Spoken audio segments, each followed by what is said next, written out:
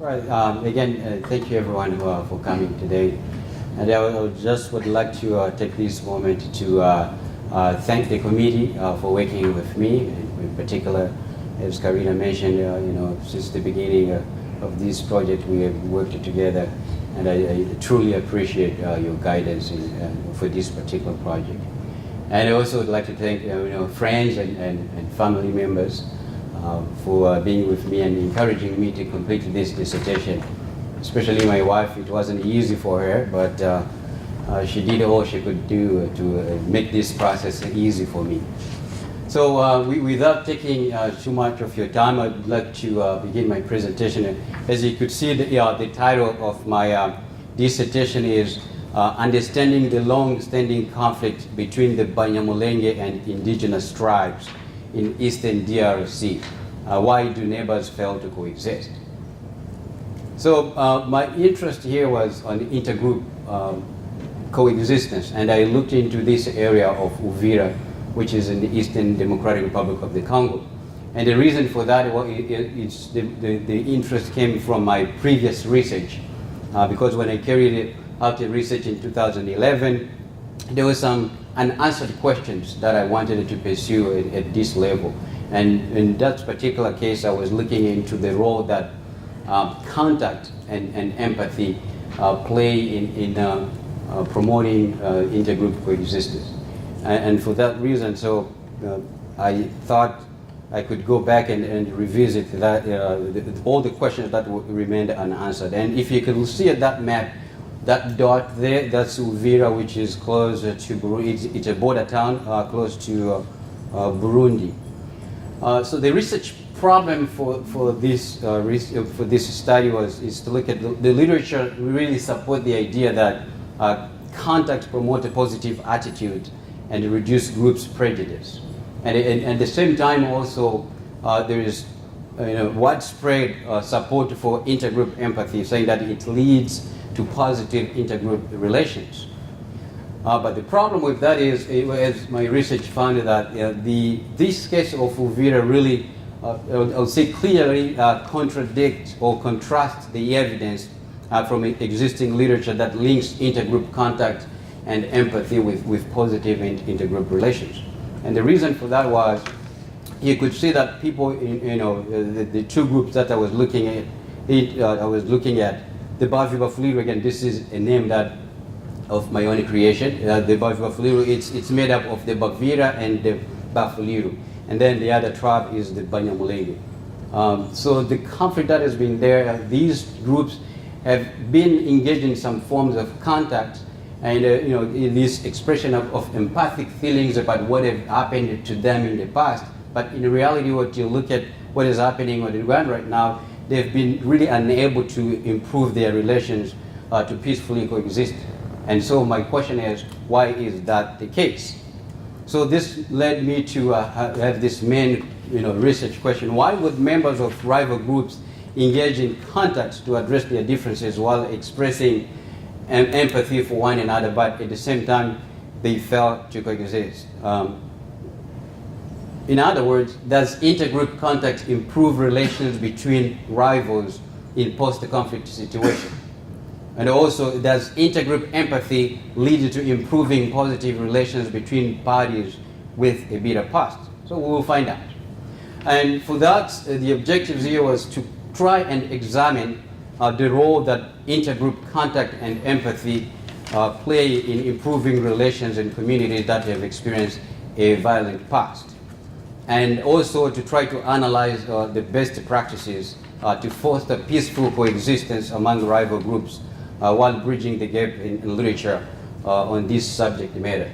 But I also examined the extent to which acceptance of the legitimacy of the other, notion of positive cooperation, interdependency, and common goals for the future, how this can have or can improve relations and ultimately facilitate intergroup coexistence. So why is this case really important, and why do we have to care about this issue? First of all, I would like to say that there is really little research out there explaining why improvement of intergroup relations fails in places where intergroup contact have occurred, or somehow empathy is present among adversaries. And in the case of Uvira as well, most researchers have primarily demonstrated that the local conflict in that area has been driven by issues like land dispute, political power, issue of citizenship of the Banyamulenge, and also bad governance. There hasn't been anything today, you know, there's been little research looking into the concept of legitimacy of the other, which you will find that it was very important for this investigation. And this research addressed also the gap found in existing literature, providing an alternative explanation that demonstrates why intergroup contact and empathy alone could be insufficient in predicting improvement of intergroup relations. So these are three sub-questions that I wanted to address in this investigation. So I wanted to look now, you know, we know that there is really widespread support for contact and empathy, and in cases where they aren't. So I wanted to say, what are the necessary conditions that ensure positive outcomes of contact in search for building positive intergroup relations? And the question two was, when does intergroup empathy fail to contribute to improvement of intergroup relations? And the third one is, what factors contribute to the process of breaking intergroup social boundaries in order to promote peaceful coexistence? So with that, I looked into a variety of literature to really help me understand these particular phenomena and the issues that I was studying. And obviously, contact was one of the theories that I looked at. It was trying to understand what types of contact work and when, you know, where and how. And so there's this, you know, assumption or concept that the more contact you have with people from the other group, the better you can start to understand each other, and that's how, and somehow that could help you improve your relations. Does that okay everywhere? Maybe not. So we will find out. And empathy is as well is the same way. There has been really a widespread support showing that, you know, empathy, increased empathy is viewed as facilitating positive attitude and promoting social behavior toward members of the out-group. I looked also into the literature of legitimacy, and this is very critical in the sense that coexistence also includes the notion of accepting the legitimacy of the other. And for this case of Uvira, as you could see, one group, the Banyamulenge, for instance, they continue to question their legitimacy. And I thought, looking in the literature to understand what are the mechanisms, what is beyond all the tensions, and that type of literature could help me understand. And power, as I spoke about, legitimacy, power, coexistence also includes the notion of balance of power. So this, in any sense, in some places, when there is imbalance of power, it can lead to conflict, and somehow, depending on the areas. But again, even in the Eastern DRC, in this case of Uvira, I made that assumption that power was somehow problematic in hindering coexistence. But when, again, we will talk more when I started to cover the findings, if that was, the assumption was right or not. And so also looked into the literature of truth and trust. Truth, again, when there is a lack of trust among parties, there is a problem that it could also affect coexistence between people. And also covered social identity theories, specifically looked into the issue of social categorization theory and social boundaries. But in particular, the social boundary, for the conflicts like the one in Uvira, where, the boundaries could be either physical, there were political boundaries, there are citizenship boundaries, and all of that I needed to understand the sorts and also the mechanism that could allow to break those boundaries. And finally, looked also into the literature of cognitive and emotional theories and some other tools for creating coexistence, which education for coexistence and notions of tolerance, and forgiveness were also explored. And now, when you look at the case, and then I was trying to say, the study, the area of the study, why did I really pick Uvira compared to other places in Eastern DRC? The question of choosing this particular area was due to its specificity. Looking at, for instance, it's in Uvira where the first war and second war in 1996 and 1998 began in that. They took birth in that particular city. And with that, there were a lot of killings from both sides. Both the Banyamulenge and the Bafuliru killed each other, and that really led to some kind of tensions between those communities. And at the same time, again, even though some other tribes live in that particular area, but I would say like a large population representative of both the Bavi, Bafuliru, and Banyamulenge is right there in Uvira. And it is in Uvira where Mulenge, which is a disputed territory, is located. Each of this community claims ownership to that land.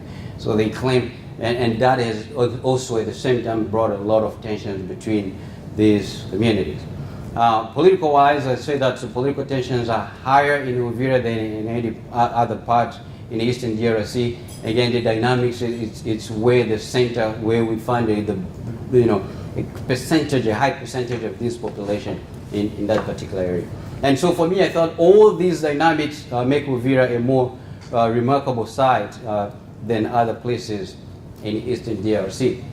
So this is a model that I developed, and you can look at that.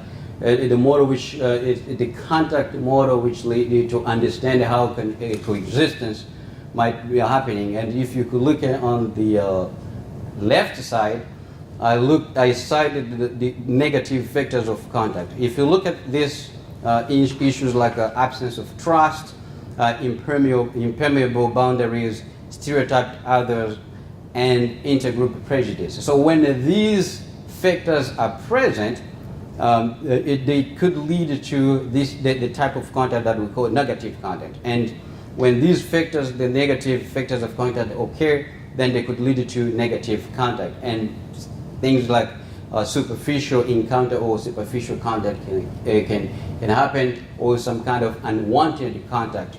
And also one of the notion that was found in the literature is this notion of intergroup anxiety. We give into the sense that people don't really know what to expect from the other party, and collective threats.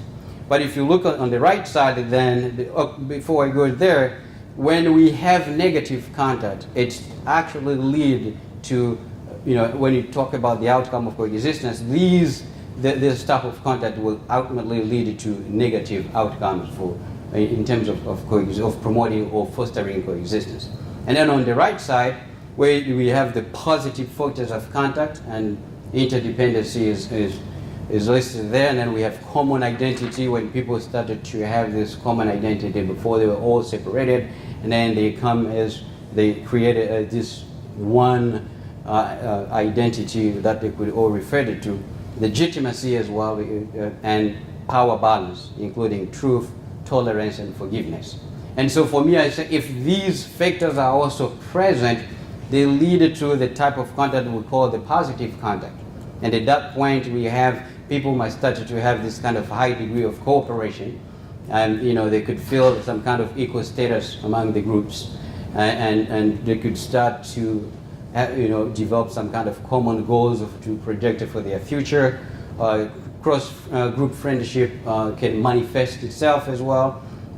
Perspective taking, in a sense that when we're on the left side, perspective taking could be problematic, but when they have already this kind of friendship that is taking place, they have legitimacy and truth and tolerance. Perspective taking then becomes something that could help in the mechanism of finding of moving toward the coexistence. And finally, we have enhanced empathy and institutional support. For enhanced empathy, again, we'll explain more, including both institutional support through defining why I put all these things in there. But this model, again, it's interconnected. All together, they're interconnected. So if you see the right side, once these are present, again, the possibility of seeing positive outcomes to coexistence is high. The methodology then, so what I use here is qualitative method of inquiry and employ the case study, in particular looking into the case of Uvira. And the constructivist approach paradigm that researchers are encouraged to attempt to understand the complex world of lived experience from the point of view of those who live it. So in a sense, is to try to explain the stories of the participant, and my role is just to, my voice will, appear when it comes to analyze these stories. And then the data collection, you use Skype and telephone interviews, and triangulated with published research materials of this particular subject matter to make the sense of it. And purposive sampling is what I use. Only the Baviba-Fuliru and the Banyamulenge living in Uvira participated in the study. I didn't look at any other tribes there, and for the reason that I stated before, the dynamics of this, these groups have been at odds for a long time. And so the interest was, I wanted to restrict it specifically to these particular groups. If I wanted to understand what is going on in that particular place. And I interviewed 40 people, and 20 from each community, 10 men and women in each community as well.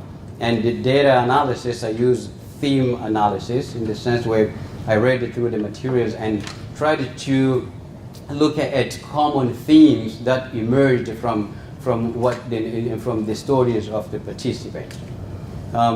With that, I'd like then to discuss the major findings of the research. In terms of looking at contact itself, I tried to understand the perception of the participant when it comes to the role that contact played. And I asked them what they believed contact could play in facilitating coexistence in Uvira. And at the same time, I had to ask the type of content that is taking place as we spoke. And the common themes that really emerged there is that there was this agreement from the participant that somehow contact could help them improve their relation, and they could help them accept each other. That was one of the terms. They said in contact could help open this kind of cooperation among the groups, these rival groups. There is also the notion of maybe they could start to tolerate one another.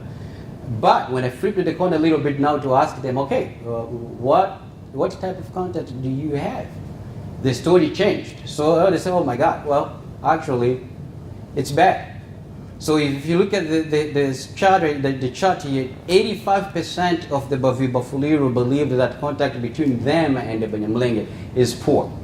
And at the same time, the Banyamulenge, 50% said, well, the whole contact situation here is, we haven't been in contact very well, but it's also poor. So the total 67.5% of the total the participant believed that contact was very poor in that year. So I will explain later why that's the difference in there.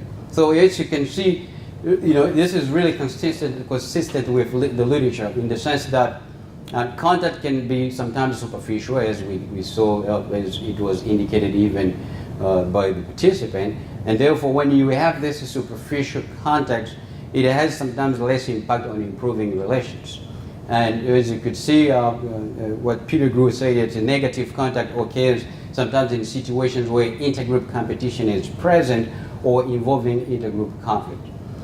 One example here that one participant said about that, the type of contact, say that there is need for honesty in all exchanges between the two groups, because what we are seeing now is a game of hypocrisy. So there was this notion that contact was hypocritical. They said it was ironic, and what was happening there, it's just kind of, they describe it as hypocrisy. And in terms of empathy as well, so if you can look at the charts, 65% of the Banyamulenge, look on the left side, 55% of the Banyamulenge believed that the empathic feelings expressed by the other side it could not help them improve relations. And then similarly, we have the 60% also, 60% of the Bafulero who also said so. And what they explained, what we're saying, it's the common themes were, empathy can't ameliorate our relation here because first, there's this lack of trust among these communities. And when I looked at, asked about the sincerity of, the level of sincerity then of empathy itself, and the same topic re-emerged. It's empathy is, hypocritical, is ironic. Whatever they say, we express this, we express empathy for one another, but it looks like it doesn't mean anything. And they cited things like continued hatred. They continue to see that people continue to see each other as enemies, and there is all this notion of disdain among the people. And so, if you look at the chart and what participants said, you could see that the findings of the Uvira conflict clearly contrast the widespread existing literature on the role that empathy plays in improving relations. And look at for example, what one participant said about empathy. Empathy between the Banyamulenge and the Bafulero is not sincere. When they live together, they show some kinds of empathy, but their behavior, the behavior they exhibit toward one another show that there isn't any true empathy among them. And this, if you look at the literature that I was looking at, it could be explained in a sense. Empathy,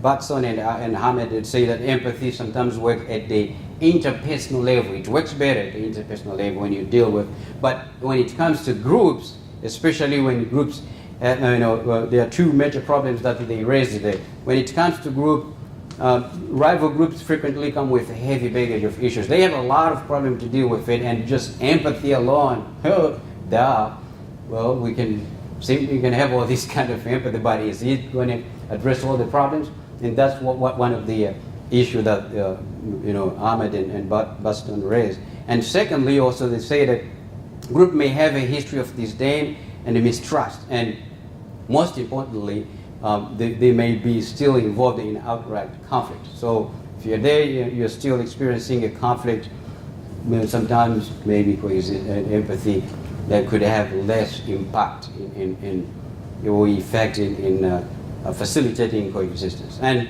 when it comes to coexistence, again, I wanted you to understand that the participant perception of what they thought was entering coexistence between them. And these are the common themes that, again, emerged. Is they cited things like the citizenship of the Banyamulenge. Both sides were saying that, until today as we speak, the Banyamulenge said people from one side continue to believe that we're foreigners. And then there was also the land issue, which I stated that both groups continues to claim ownership of this land called the Mulenge in the territory of Uvira, and they clash over it. And the killings, these are, during the wars, these communities killed each other, and sometimes, and people expressing there was that, they continue to have these memories of what happened in the past. They sometimes they feel like they're not ready to forgive whatever happened, and so that for them is probably hindering coexistence. Trust was also the issue that was raised. There's continued to be this lack of trust between the two communities, and politics was that most of the participants who expressed that politicians continue to fuel the conflict there for their own agenda, and also there was the issue of cattle issues. So for people who understand that area there, in Uvira, the Banyamulenge owned the cattle and the Bafulero are farmers. So most of the time the Bafulero accuse the Banyamulenge that their cattle destroy their farms, and sometimes it leads to clashes just in that particular area. And that was also cited as one of the problems leading to coexistence. So these three measures, I looked into citizenship land, and they scored higher, and you could see 66.7% of the Bafulero believed the citizenship was an issue, the citizenship of the Banyamulenge, if I can mention.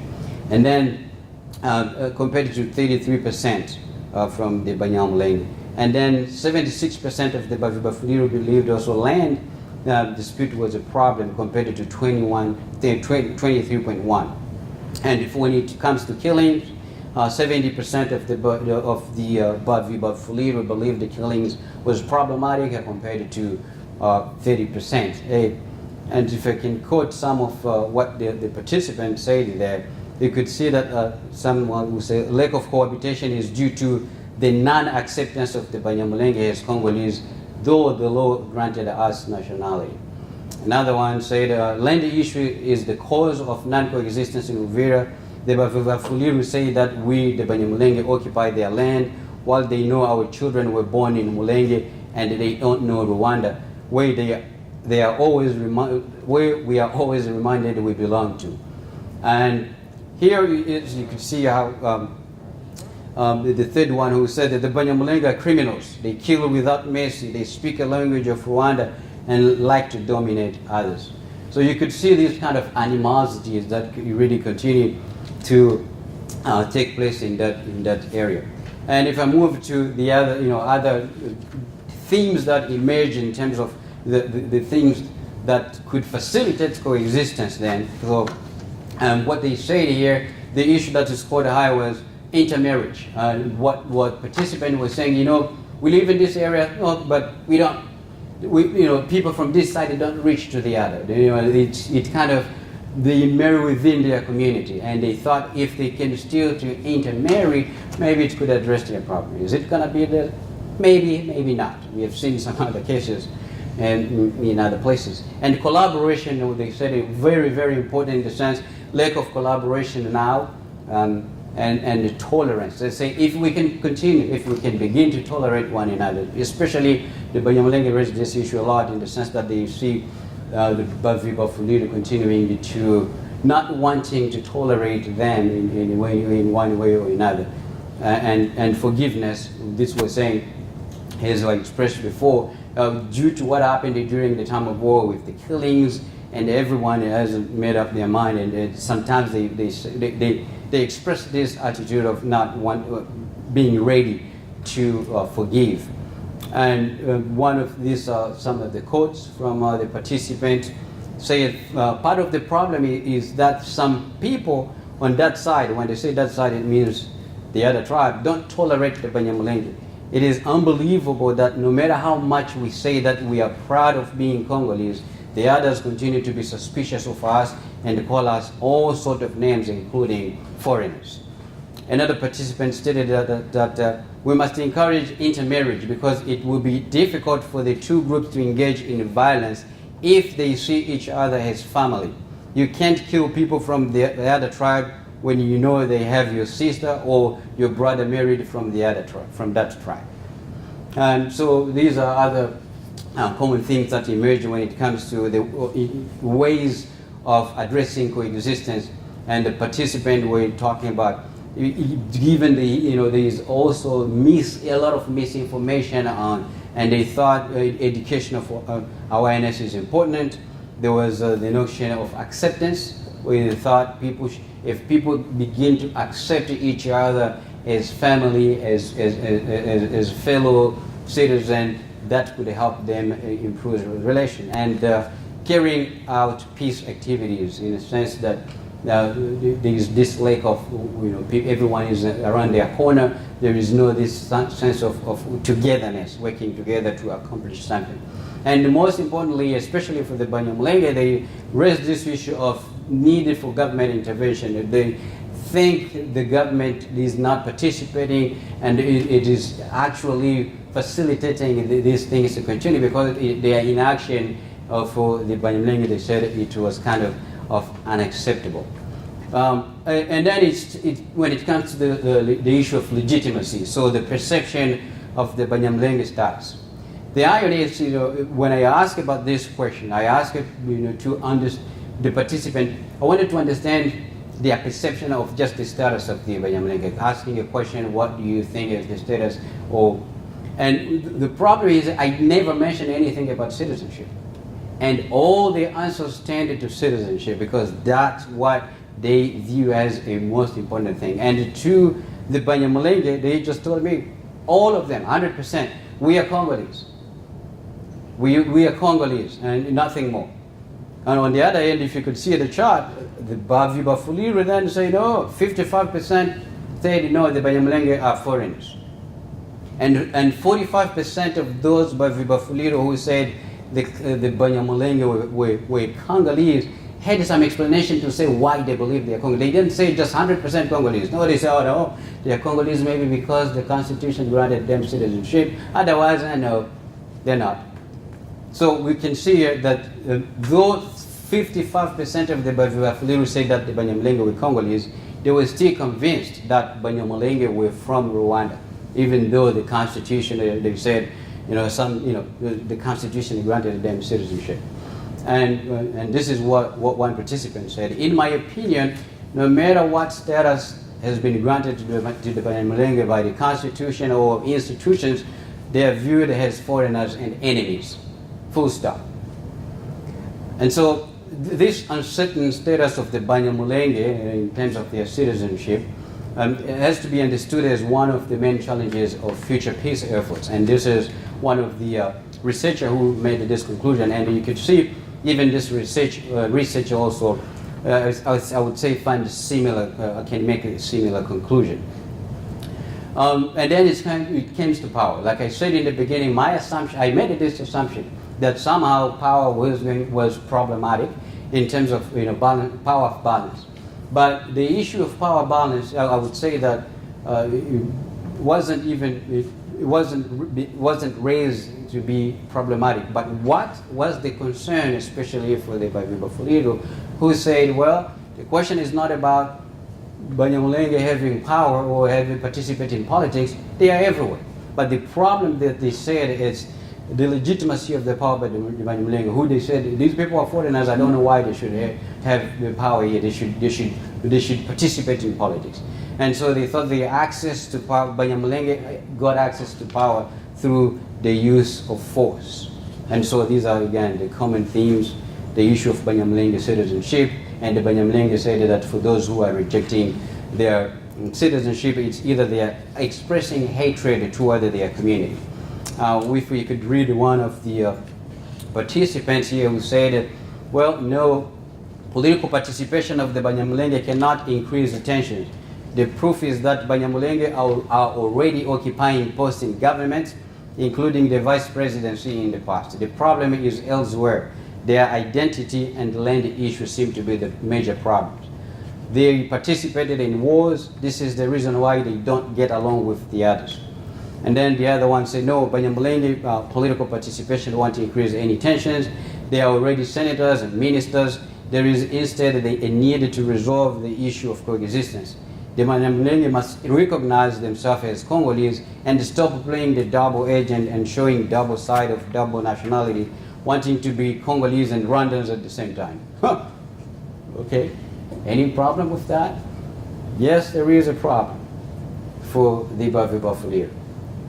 And so, interdependency was also one of the concepts that I wanted to look at, and I was trying to understand what is the participant perception about interdependency.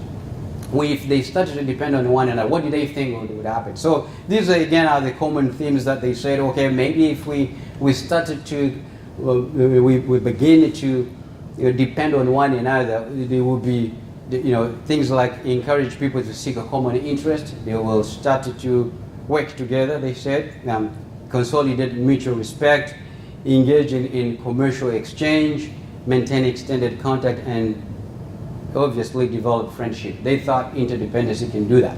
And if you could see the chart, 100% of it by Bafuliro said, yes, this is something that can help us. And 70% of the Bafuliro believed so as well. So the conclusion here, as I can look at, what I want to bring is the notion of looking at the model that I developed, the contact model. So this investigation revealed things like positive factors of contact, such as forgiveness, power balance, legitimacy of the other, or common in-group identity that create an atmosphere conducive to positive contact and coexistence outcome. But what we have to retain from this is the model is interconnected somehow, and so all factors presented in the model interact with one another, and they must be pursued, I would say, simultaneously in order for the model to work very well. So if you, for instance, you want to address the issue of forgiveness, or just the issue of trust, and you leave the others, what it will end up doing is you could diminish, the conflict would diminish in its intensity, but at the same time, there are other dynamics that will remain unresolved and protracting the conflict to an indefinite length. So if I can answer, if I try to answer question number one, just in case, so what are the necessary conditions that ensure positive outcomes of contact in the search for building positive intergroup relations? So the model really addresses some of this part, where you could see the participants say they articulated it very well, that the current contact is not sincere, is ironic, is hypocritical.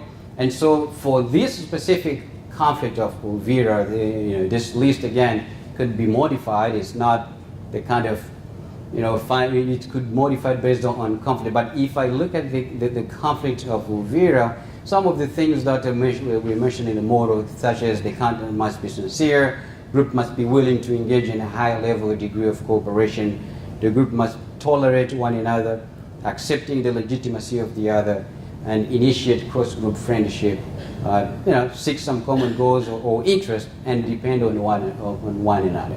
So some of these are great ideas that you can put together to just, in terms of promoting coexistence in this community that is struggling to come to coexist. And then in terms of question number two, when does intergroup empathy fail to contribute to the improvement of groups' relations? I would say that it can be concluded that empathy has less impact or effect in building intergroup relations in conflict situations where groups are still involved in open conflict. The reasons that I mentioned is there these baggage that they come with. There's still a lot of issues to be resolved, and just saying sorry, I'm sorry for what happened, yeah, it's fine, I'm okay, but sorry too, I still have some other problems. And those kind of issues were raised by the participants, saying, yeah, we have seen these kind of things, people just come in, we don't even know why they're saying this. Is it maybe that they want to please us? But it's not true. So even scholars found that empathy may also have less effect in conflict where groups exhibit history of disdain or mistrust. And the reason for that is while groups are still in open conflict, tension may be high over conflict issues to the extent that even expressed empathy may be disregarded or unwelcome, if I can say. The question number three, again, I was inspired by Tilly. Developed this kind of the mechanism precipitating boundary change. I'm advocating that for this particular conflict of Uvira, where Tilly talked about the mechanism, things like encounter. For me, I say search for cooperative interdependence, the creation of common group identity, because we have the groups that continue to be rejected, if they can be brought in and be part of the community, it could have, and feel that they have some kind of equal status. And then which government intervention was a problem, maybe they could participate in one way or another, effective intergroup conversation, which can take in the form of dialogue. We have the conversation here to address our differences, and there is a notion of incentives shift. I could go more, but time is not on our side now. The research contribution, the contribution for this research, I would say that many researchers have not really been able to explore this concept of legitimacy of the other in the Uvira conflict. So I was able to really bring this up front and show the other side that has not been explored by many researchers. And one of the things is that this investigation has shown that there should be a clear distinction between, the distinction must be made between the acceptance of the Banyamulenge as citizens of Congo versus their general acceptance as legitimate members of the society. And what happens is most of researchers have focused on the first one, is the acceptance of Banyamulenge as citizens. And that's, which limits attention to the nationality issue rather than also paying attention to whether people see the nationality of the Banyamulenge as as a problem of access to power, if it's legitimate or illegitimate. So those kind of things I haven't explored. They just talk about nationality. What is it? What is it exactly that we are doing? So I was able to differentiate the local versus the national level. And most researchers, I would say that currently studies have not explored the contact hypothesis or intergroup empathy. But the limitation then for this study was that I envisioned at the beginning to have observation as my mode of information, of collecting data. But due to reason beyond my, I would say, my fault, I couldn't travel to the Congo, and therefore I end up carrying out just phone and Skype interview. So that did not allow me to get a good sense of the subject interactions, because I was trying to look at the notion of hypocrisy and all of that. But again, at the same time, I do believe the responsive that the participant provided was satisfactory and provided me with a clear picture of the types of contact and empathy taking place in Uvira, despite my own lack of personal observation.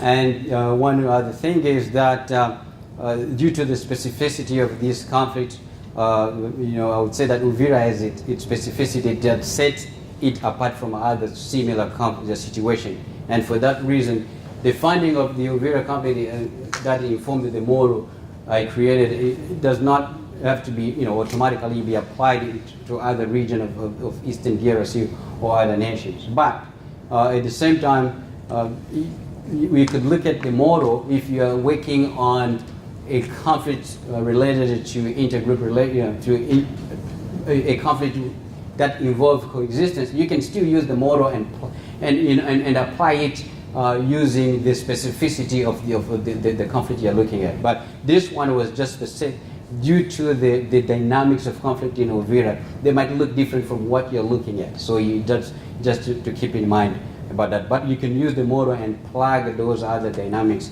that you might be looking at in your own case. And implication of for practice then, I would say that the nuance that I enumerated in terms of the acceptance of Banyamulenge as citizen versus member of the society, this must be an additional insight that could help practitioners maybe separate issues of national and local levels as they formulate their intervention strategy to address or try to resolve the problem.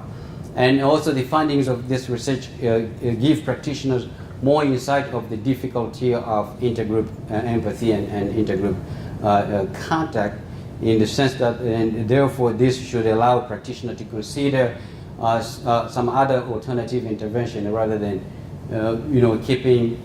doing the same thing. But if you look at the model, and it could be inspiring one way or another.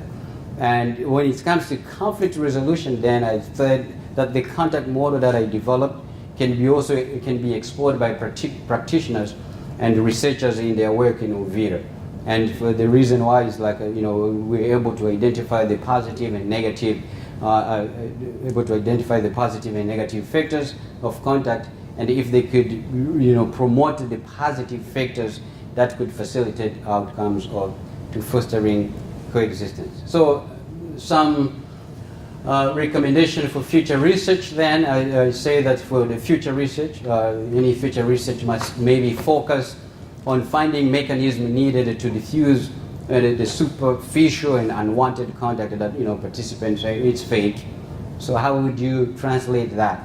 So though my research was able to identify or to provide some of the answers over how to address the concern, I personally believe that more studies are needed to understand necessary conditions that may allow members of group to shift from being uncooperative to become cooperative.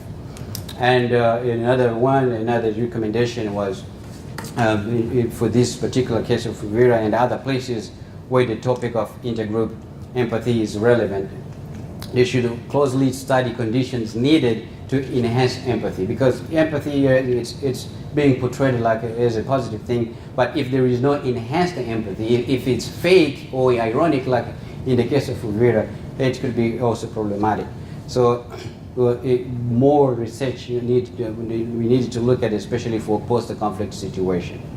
And if I could end just with a positive note here, I would say that I hope that the findings of this research will give more insight for the future research on the issue of intergroup coexistence, especially in the Great Lakes region of Africa. And the reason that is that while intergroup coexistence has been studied in that region, especially in countries like Burundi or Rwanda, little progress has been made to comprehend some of the complex issues hindering coexistence and allow the process of building intergroup relations. And so it is my hope that researchers and peace builders will find these discoveries, these findings really inspiring for their own work. And thank you very much. Thank you very much. And Elavish is our distinguished outside member. We're very, very thankful for helping us with our work here. So Elavish, would you start with some? I started last time. Anyway, Bernard, thank you. Appreciate it. This is very good work. I really appreciate reading it.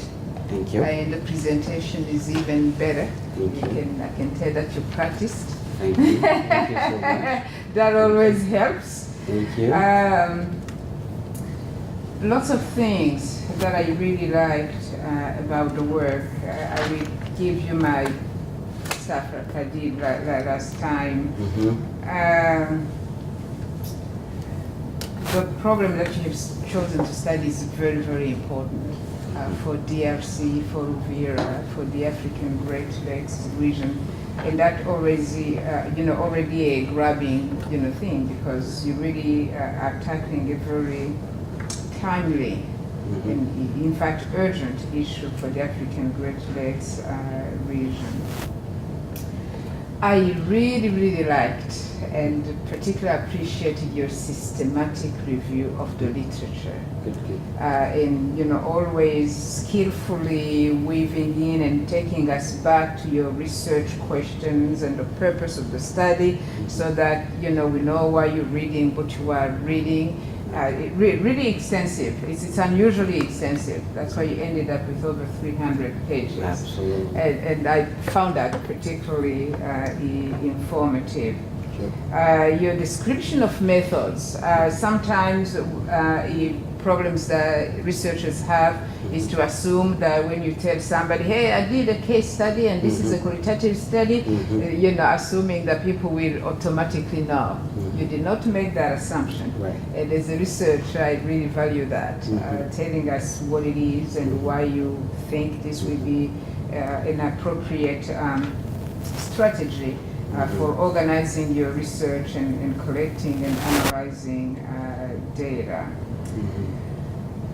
Again, I liked your maintained focus on your research questions, because then the work became very coherent from beginning to end. So those are the many things that really made the work particularly valuable to me as a scholar who's very interested in the country in the region. Now, as I read closely, then of course I'm sure you expect that I would say something that needs to be improved. Right. You know me, right? Yep. Okay, good. So nothing, no bad feelings or nothing. Absolutely not. Okay, good. So she's developing good contact. Right. So I thought that I'm going to read some notes that I wrote. Throughout the dissertation, you refer to the quote-unquote failure of the two groups to coexist. And then at some point I wondered if you could maybe change that characterization to discuss coexistence in terms of a continuum, instead of implying that it's a yes or no paradigm. Okay. It's, it made me feel like you're saying it's either they coexist or they don't. Where we know that by the sheer complexity of intergroup relations and sheer complexity of conflict, there is a broad spectrum of, people may be sharing meals by while still not trusting one another to watch their children, for instance. I'm making up these examples. People may be worshiping together, but while still not really opening up and, to support one another. So I think, coexistence is a continuum. So in other words, I had trouble with the characterization of failure to coexist, which I think might even lead to the revision of one of your research questions, where you promise to ensure peaceful coexistence. Question number 1: what are the necessary conditions that ensure positive outcomes? This is social science. We can't ensure anything. Right. Absolutely nothing. We can broaden our understanding, we can make a contribution, but we cannot guarantee, because the word ensure for me entails a guarantee of some kind. If I do this, then this will happen. Right. It's kind of strong. Of course, as novel researchers, we always like to believe that we will change the world. By the time we publish the first paper, and I sense that in your introduction. People have not done this. So here I am. I'm going to do this. Oh yeah, easy up a little bit, Bernard. You may not be able to fix it that fast. Yeah. So if check with your chair, to consider the, how you could rephrase it. Still the same question, all the relevant discussions, nothing, is out of place, to see how you could soften up the tone a little bit, so that when people read your work, they don't go, oh yeah, who does he think he is? We don't want that to happen, right?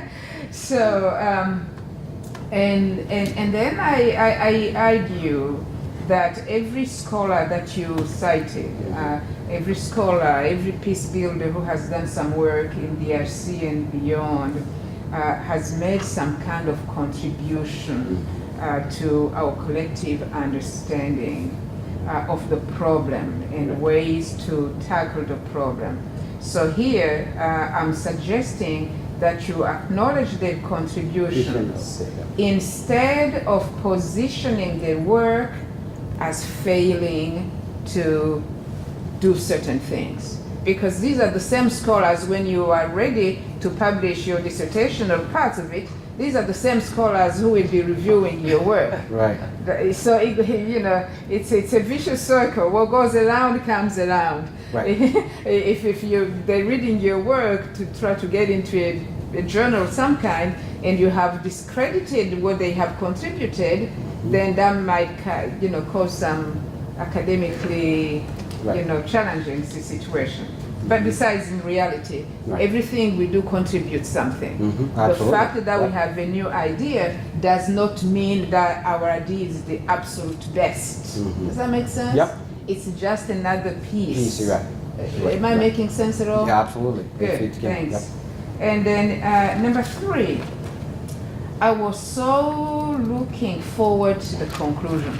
There are 2 specifically special, pieces for me: the introduction, the methodology, and then the conclusion. Because I always see the conclusion as an opportunity to bring your voice out to bear as a Congolese national, native, a Congolese native who actually has a sense of compassion for the lives of the people who are still there, who's doing this work not to just get a degree, but to meaningfully contribute to the betterment of the people you know, both both tribes and all those who are not self-classifying and so forth. So Right. I was hoping to get a more reflective conclusion instead of the just almost bulleted points summary of what you have already shared.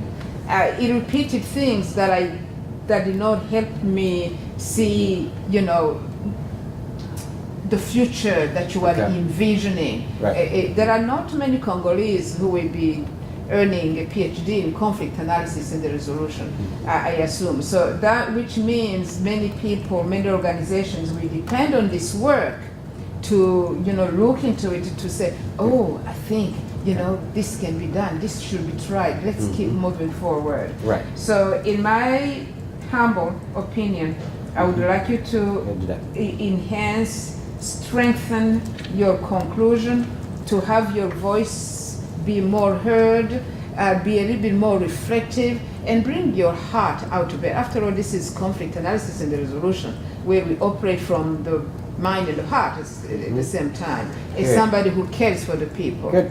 That- Yeah, makes sense. does that make Yeah, sense? absolutely. Good. And finally, and then I promise I keep quiet. Finally, you know, some things I shared with you when you defended your proposal. Mhm. I started by disclosing that I'm an English major. Yes. You remember that? Yes, I do. I remember that. I am still an English major. You see, another reference. I'll come to you. I will not edit your work, but I am an English major. So sentences have to make sense. Right.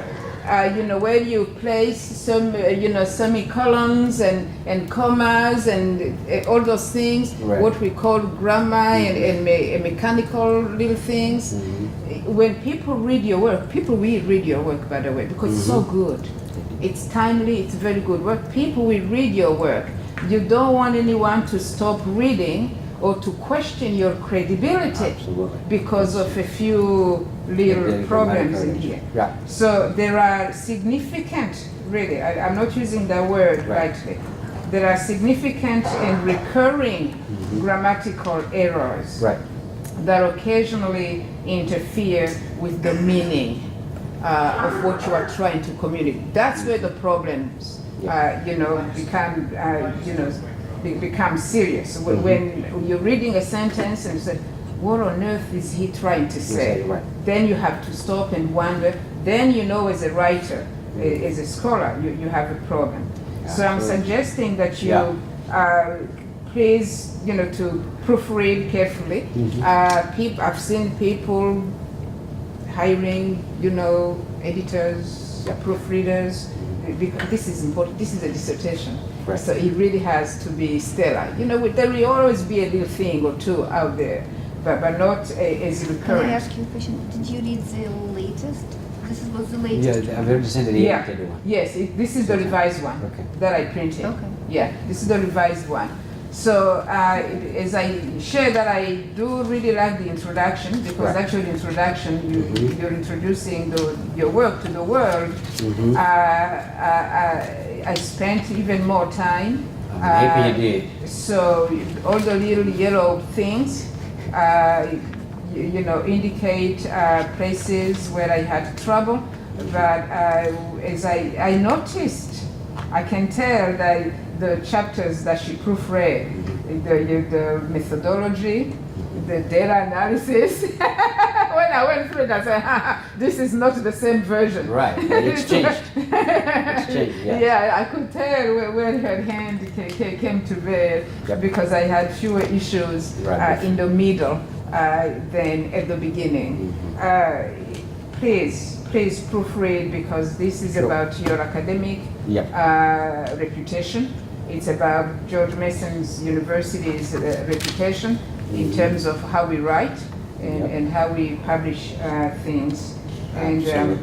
so doing so will, you know, will elevate the quality of your work. So we leave you, you know, this. And But to end, I really thank you Thank you. for this important work and for allowing me the opportunity to be a part of your team. Absolutely. Thank you so much as well. You were- Thank you, Levi. It's always wonderful to have you on doc with us, with your different perspective, especially with your amazing English, but honestly with your understanding of the. It's very important to have you, and the suggestions which you provide are very important for improvement. But I also really thank you for those comments, and in particular, if I can address what the issue you mentioned about, the failure. This is one of the things, and you are absolutely right in terms of, even at my own work, I always tell, and one of my analysts is here can tell you, there's no need, when you say failure, that's going to be different people have got different understanding of the issue. And so, yes, that's, I think I would make it, I would rectify that so that we could, it's not about failure, but again, this issue of continuation. Yes, they've tried. If you say it's a total failure, they've tried something, maybe these are the kind of improvement that are needed rather than say complete failure. So that's I think it's a good suggestion, and I will follow that.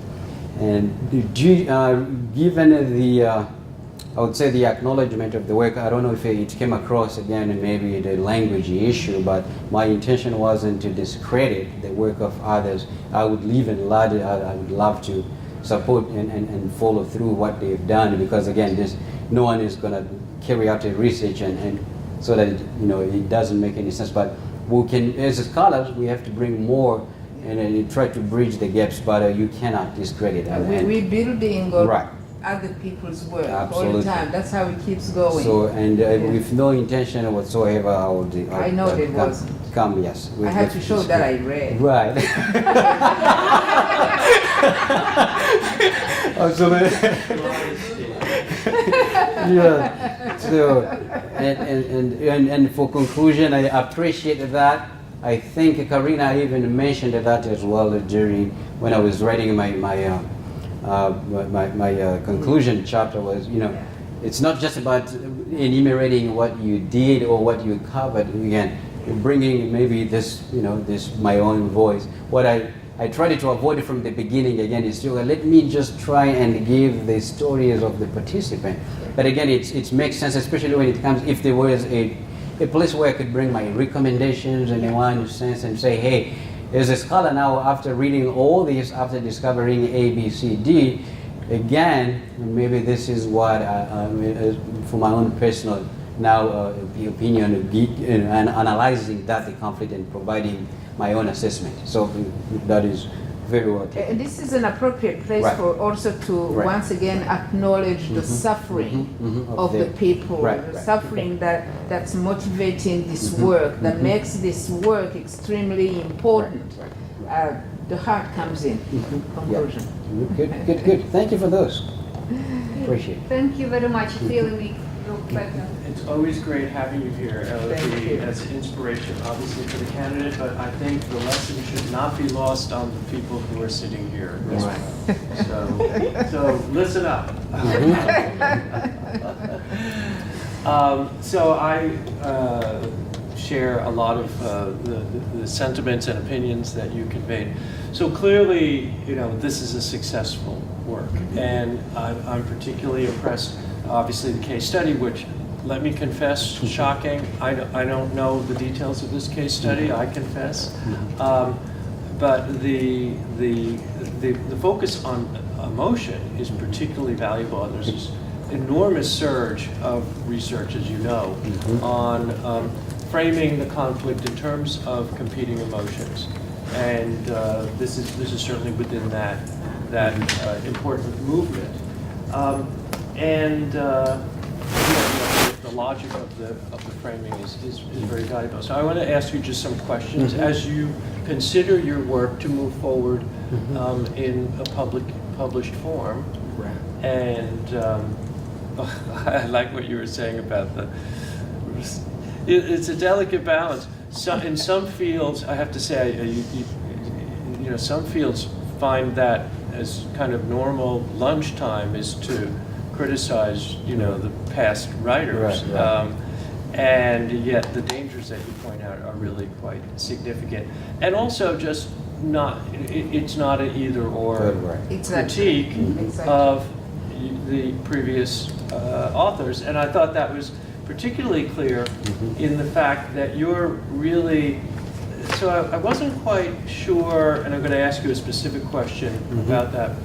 You're critiquing the contact theorists, but then developing your own model. So there's kind of like a little kind of dance that Right. you're taking here. It's not a fatal flaw No, critique. no. Right. It's more, it could even be, I mean, I could imagine one saying that we accept the assumptions of contact theory and yet give more specificity and context to it in this particular case. Right. So what I'm suggesting is that the framing of your opinion about the advocates for contact theory could be a little softer, Okay. given the fact that you're advancing a contact model. Right. Yeah.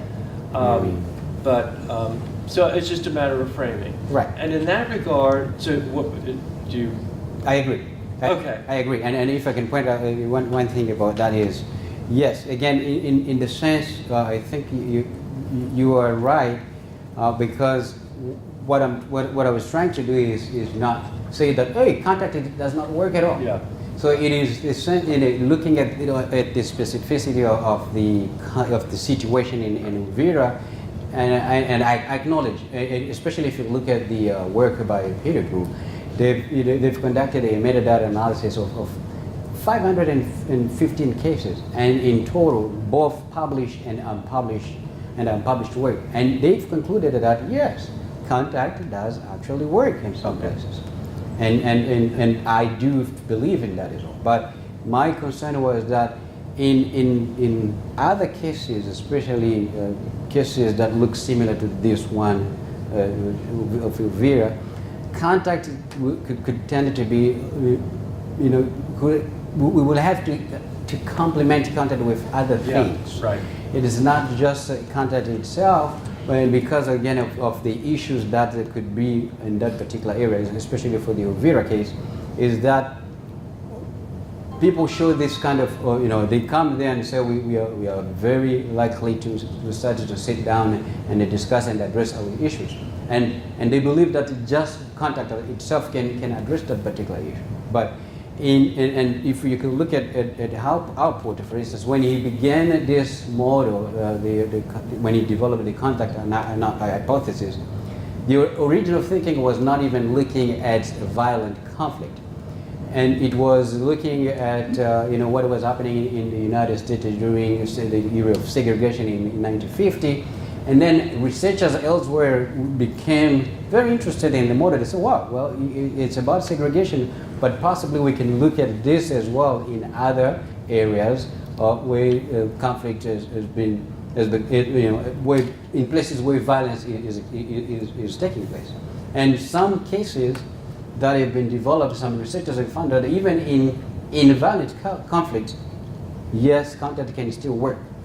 But for me, the case I was making is to look then in the case of Uvira, it's a place where to start a conversation, but not the last to stop. So that's what my case is like. Yes, contact is a good thing to do, but it has to make sense. We have to make more sense in a sense. If we have, and the notion of, that's why in my model you could see that there is this called the positive contact and negative contact. People can engage in contact and they think it's going to address all their problems. But what type of contact are you engaged in? If it's negative, then you're going to expect some kind of negative outcomes that in terms of facilitating coexistence. And very well, your point is well taken. I think that should be maybe reframed in a sense to say yes. It works, but okay, I'm just specifically talking about how it's not working for this case because of A, B, C, D. Right. So can I ask you just a small question about the model that, in addition to the positive, negative, I didn't quite understand the vertical distinction between negative contact and negative factors of contact. I didn't quite get that. Yeah, you have, there it is. Negative. Yeah, what's the difference there? negative factors and negative contact. So the difference here. So what I'm saying, if you look at the factors that I'm enumerating here, so absence of trust, impermeable boundaries, and the stereotype others. So it is when these factors are present that they could contribute to the negative. I see. Right. So if these are present, then they contribute to this type of the type of contact which could be superficial. So and the superficial contact is a result of already this absence of trust, impermeable boundaries, and there's these So these are stereotypes. like preconditions. Right. So if these are present, expected to see this kind of contact. Okay. Right. Okay. So let me move on to another one. I thought the data that you provided, I mean, your theme is so perfectly ready for a narrative analysis where, of course, the thematic analysis you provided, but the thematic obviously can be formulated in really riveting, riveting formulation by dominant narratives, secondary narratives, the relationship between, because people are their stories. Identity is our story about us and them. And then how the stories basically become complex or not with Right. ideology, they're obviously not complex.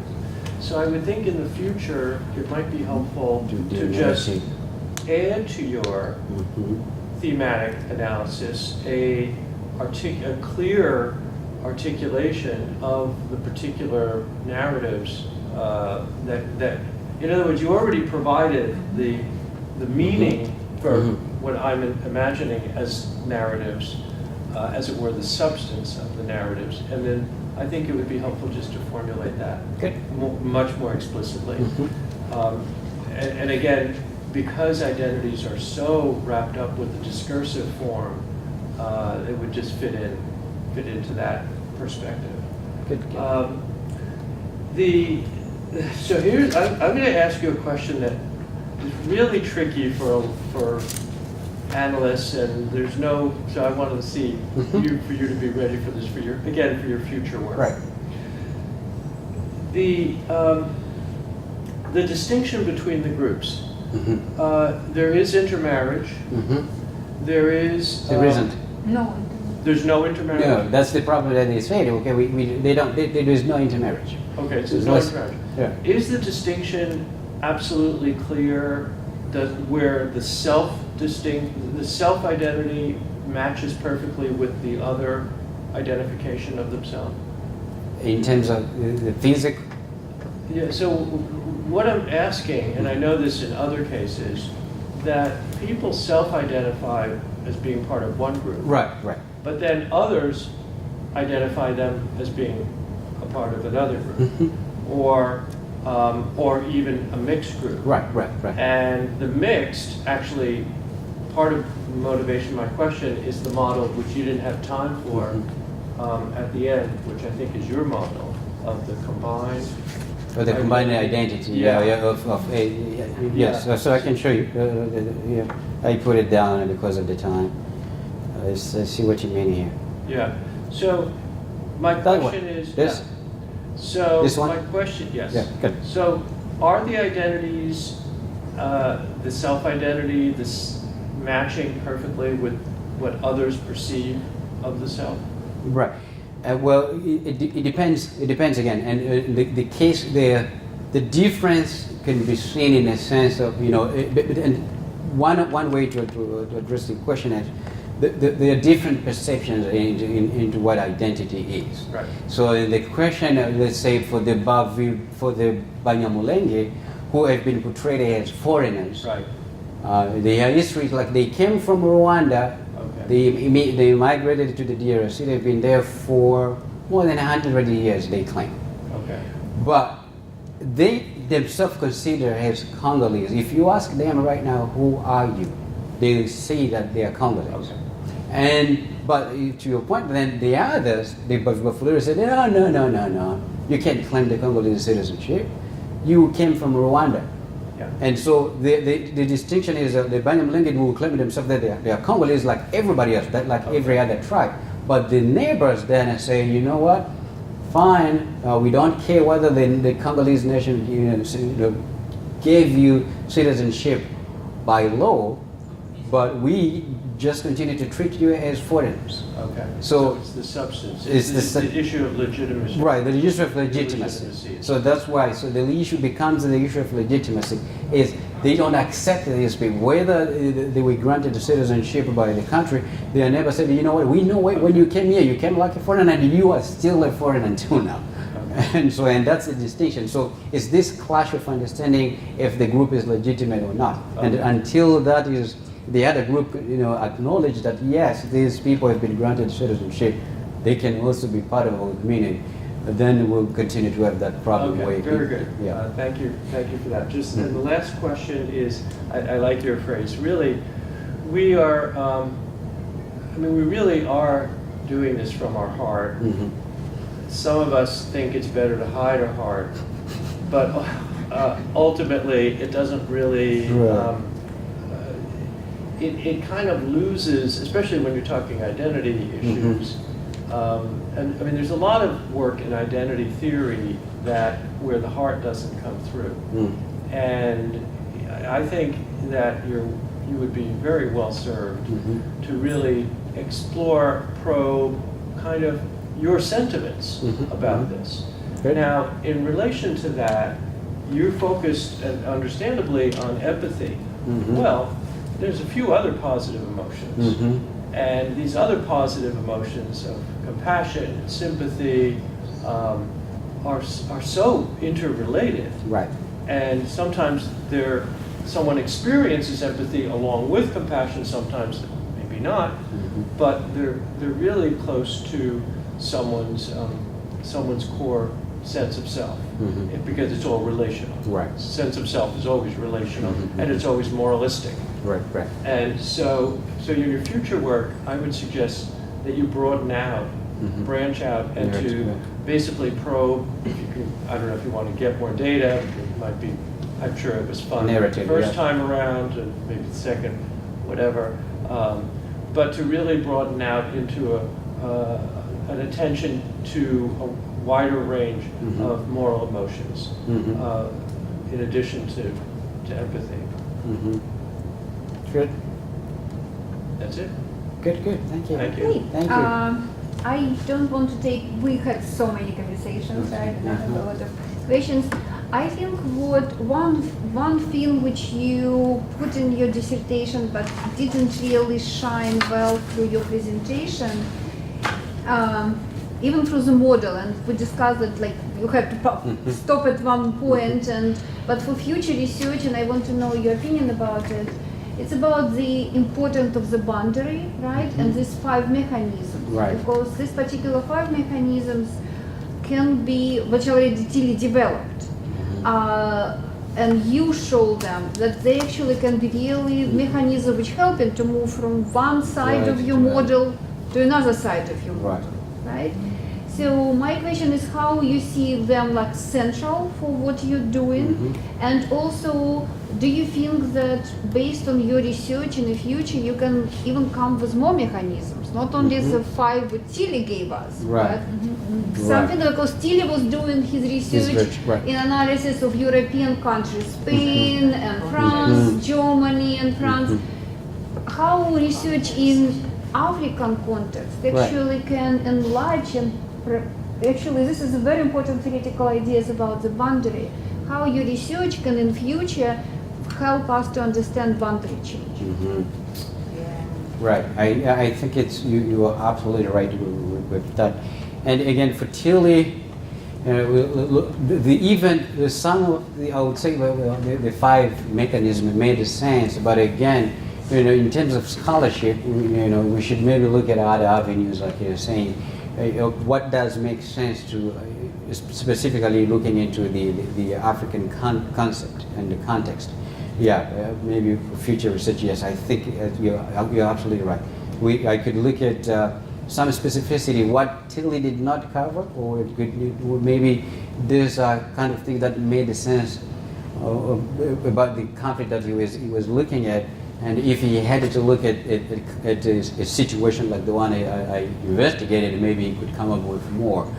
So as a researcher, so yes, I could look at those kind of things and figure out, looking at the literature and also at the dynamics of conflict, and maybe just suggest some of those mechanisms that could precipitate a boundary change. Yeah. Yeah, because what we really see, and again, in a lot of literature analysis, there are huge literature on conflict, on contact, and what you show. There are more emerging literature on positive and negative contacts, how we compare them, how they exist in different spatial, right? Spatial situation and so on.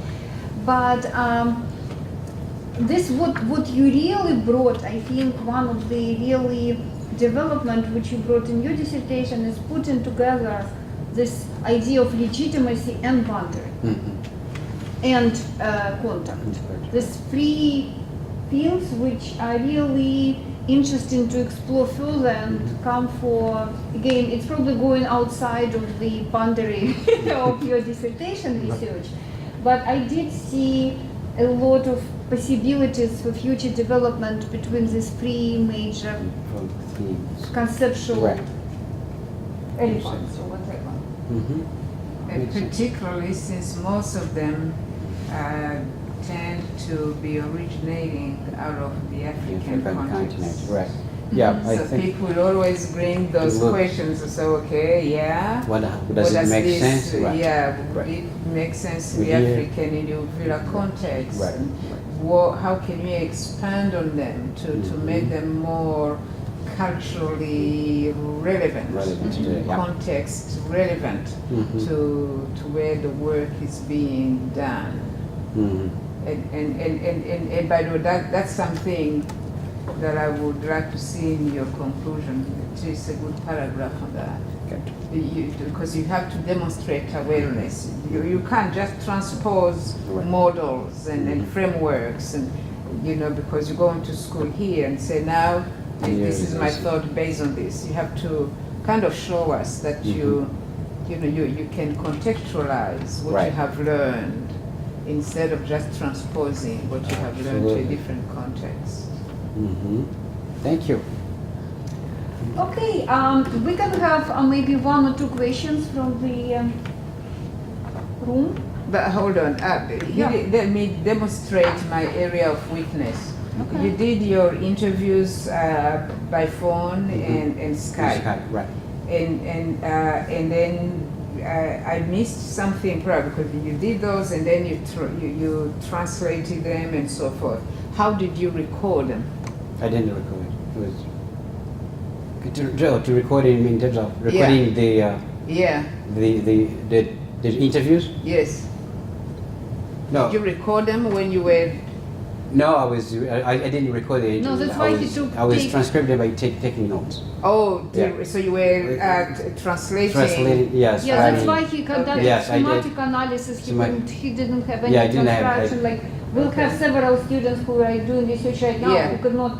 People do not, like, in these countries. People don't want to be recorded, right? Yeah. So this is So you limitation. transcribed by taking notes of what the participant okay was in saying. French. In French. And Okay, then so your notes translating. are in French, And then and then you went back and into- then translated them into English for the English. purpose of the data Right, analysis. of the data analysis, yeah. All right, Good. good. Yes. Did you have a question? Okay. Can I ask a question? Yes, please, sure. Okay. So, for your country, were there any attempts or solutions to that kind of conflict? And if yes, are you willing to work on them, improve them, or are you going to come up with new ideas? Yes, it's a good question. So again, this is one of the questions that the professors have just said. I think I need to bring my voice as well in there. Yes, I think in terms of resolution, this conflict, I was talking to Vinny, it has been ignored a lot. In a sense, I don't know if it's for political reason, but when it comes to resolution of this conflict, There isn't any easy answer that I can say if you do A, B, C, D, you're going to finish it. But we can try. We can try, and that's why this motto is so important here. It is my perception, if you ask me today, one of the major concerns about this conflict is first this issue of the citizenship, of the acceptance of other people. The Banyamulenge, as I explained, and these people were they came to the DRC as foreigners, as refugees, but they find the DRC as their own. They call it home today. But because of that, and there is a lot of history there. Some of the people the indigenous people who welcomed them in the country say that, these people are foreigners. They came here, but at the same time they started to participate in politics in trying to grab power by force. And one of the issues is during the wars, the Banyamulenge were one of the entities that supported the Rwanda invasion of the Congo. And that factor itself put them in a situation where it's allowed the other folks, the indigenous people, to say, we have been telling you from the very beginning, these people are Rwandans. They're supporting their friends, they're supporting their neighbors, they're supporting their brothers and sisters. So with that, this issue of nationality first is to be addressed. And my personal opinion, and if I can give it to you, this lack of government intervention is problematic in one way or another. Is that if the government could assert its position and say, the issue of Banyamulenge will be resolved with a constitutional treaty or a constitutional, they can take some legislation and pass it, so that people could at least acknowledge that this is not an issue of, the issue could be still remain local, but the government can play a role of, if they want to address the conflict. So my sense was like, this lack of government intervention as well continues to be problematic on both sides. But it's not just only the government, but on the other side, peace builders also have to look at what is going on, the problems that are going on. We have failed to identify the concerns, the major problems. They're looking at other issues that might not be necessary, but this issue, especially the issue of citizenship, if we address it's easy. You can, people move from borders to borders. We have seen that, and Burundi I'm originally from the Congo. I've lived in Burundi for years. I traveled to Zimbabwe. When I lived in those countries, sometimes I considered myself to be part of the society. And this is what the Banyamulenge are facing. They have come to the Congo for many years, but until now, their status is in limbo. They don't know if they are Rwandans or if they are Congolese. And that sometimes has upset them to the point that they've used even violence to try and claim their citizenship. And so if this issue of citizenship is not addressed, I think it's the most important issue that should be addressed first. The other things can come after, but if they don't see that people around them can accept them or see their consider them as legitimate member of society, it's going to be a problem. That's why they should start to address the problem, and then other issues going forward. And like I said, there isn't any things that we can put and say, if you just do this, everything will be fine. There are a lot of things that get to be involved, but the nationality issue could be the first step, where if there is acceptance, then that's where you will see, even in the motto, if there is this sense of acceptance, people, even when we talk about contact, that's why you can't talk to, sometimes they say, why do we have to talk to these foreigners anyway? Where are we going to get with it? Yeah, they have guns. Right. Right. So because why are we gonna take with these foreigners anyway? So until you get to that point where there is this mutual acceptance, there will be really some kind of bumps in the road. Okay, thank you. Right, you're welcome. Yes. You use the contact theory and the legitimacy theory to explain the conflict and the animosity between both.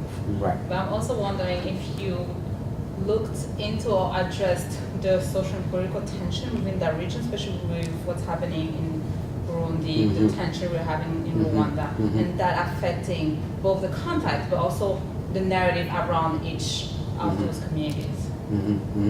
Yeah, well, yeah. So the contact and the empathy model, concept was just a way to try and understand the role that these two play in terms of facilitating coexistence.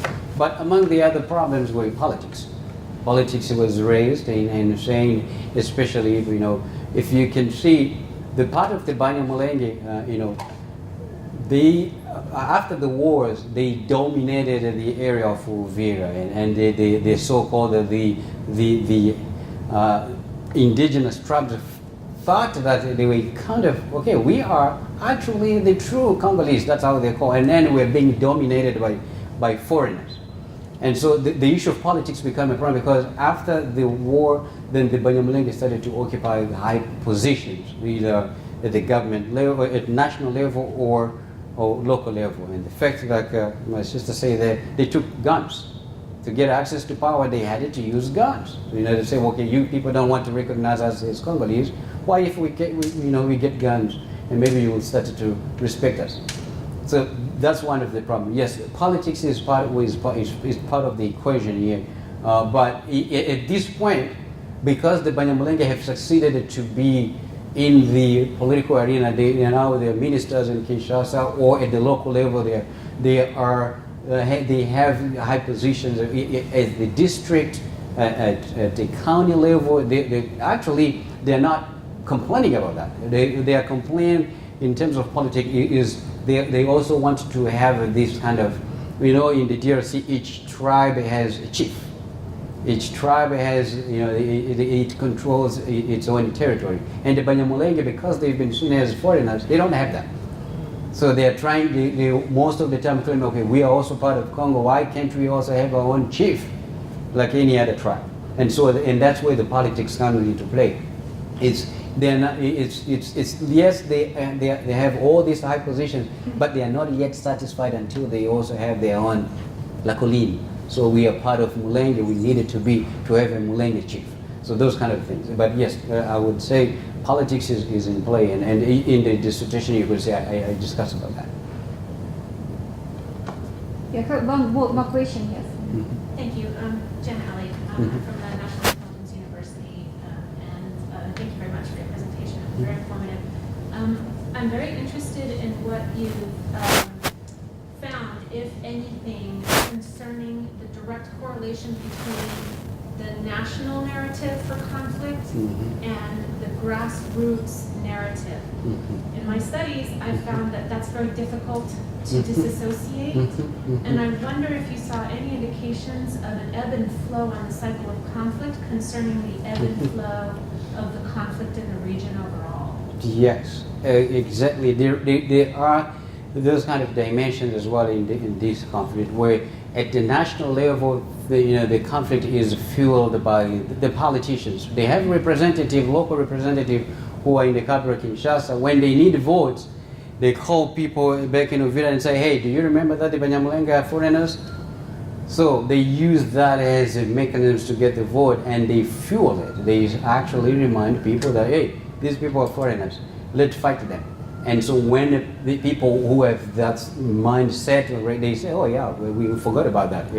And so the national level has been seen, and this is the difference, what I say, the difference between the acceptance of the Banyamulenge as citizen of the Congo, but at the local level also, because they use a dispute, they're disputing a territory called the Mulenge.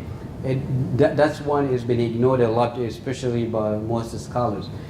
Most people look at, okay, it's the state that has to give them nationality. Okay, fine, the state can still give them citizenship. If the local people don't care, it's not going to help. And that's one of the concepts where locally people just say, oh yeah, you know what? We don't care whether you have a Congolese passport. By the way, this is our territory. When you came here, you invaded it. You are here as an occupier. We let you use this land, but it's not yours. And so the dynamics, local versus national, is very important.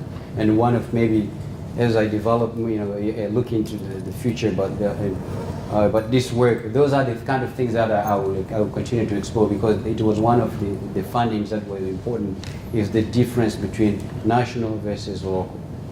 If I may, what I would wonder is the difference between times of relative peace, where there isn't a regional conflict narrative that's being fueled by whatever the event of the day is, that if in those times of relative peace, the same survey, which is why I find your methodology interesting, the same survey would yield different results because there isn't a national narrative driving the local reaction at Right. that time. Right. Well, in any way, there could be some of this. During, I would say, at the peacetime, sometimes you could see in the Uvira area, it's peacetime, people tend, and there could be some kind of increase in contact between these communities, where and they feel, but the problem is that due to the history of the country, they have passed this notion to generation.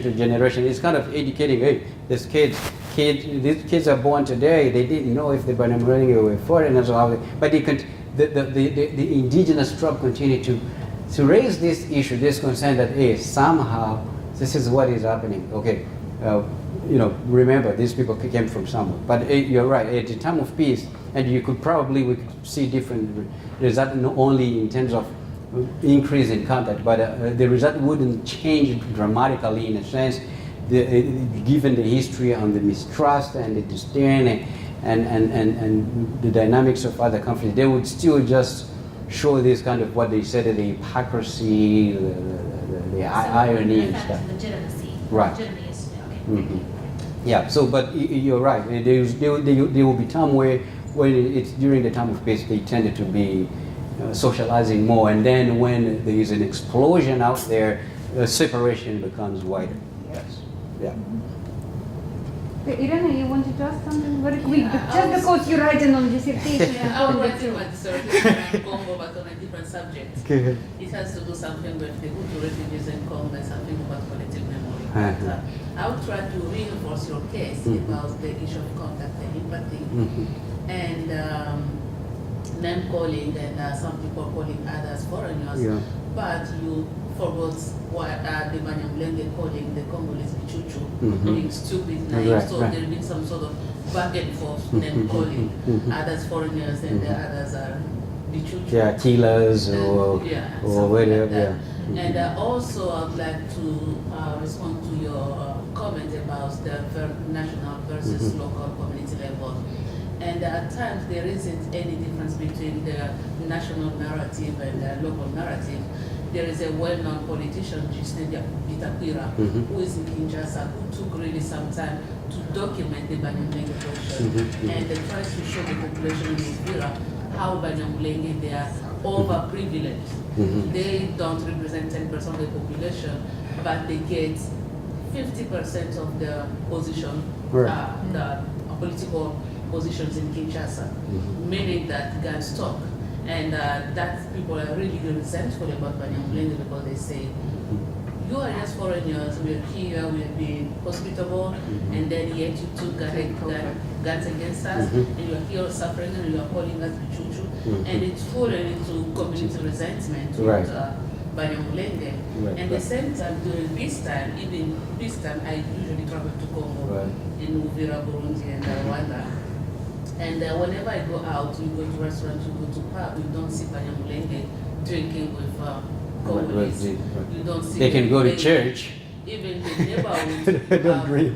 their own neighborhood, they can't live anywhere in town. Right. So this shows that there isn't much contact between Right. Banyamulenge and the And Banyamulenge definitely right. And yeah. yeah, and that's really you just got to that point. Yes.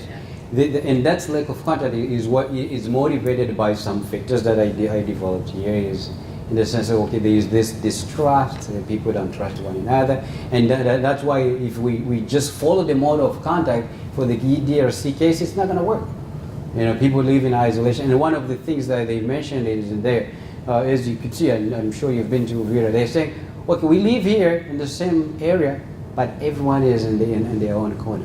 So the Banyamulenge want to live in a specific area, the Bafuliro want to live in a specific area. There are some places where there is amalgamation, but at the same time, it's they cited that issue of isolation. We talk, but at the same time we retreat. And we, with that lack of trust, it is still some hesitation if I go to him, how is he going to feel? How is he going to react? And or those kind of dynamics. Yeah. This exactly is bringing us back to this centrality of the boundary, right, to context studies, which was really, I always was really surprised why context studies are not really applied studies of boundaries, right? Yeah. It's very interesting.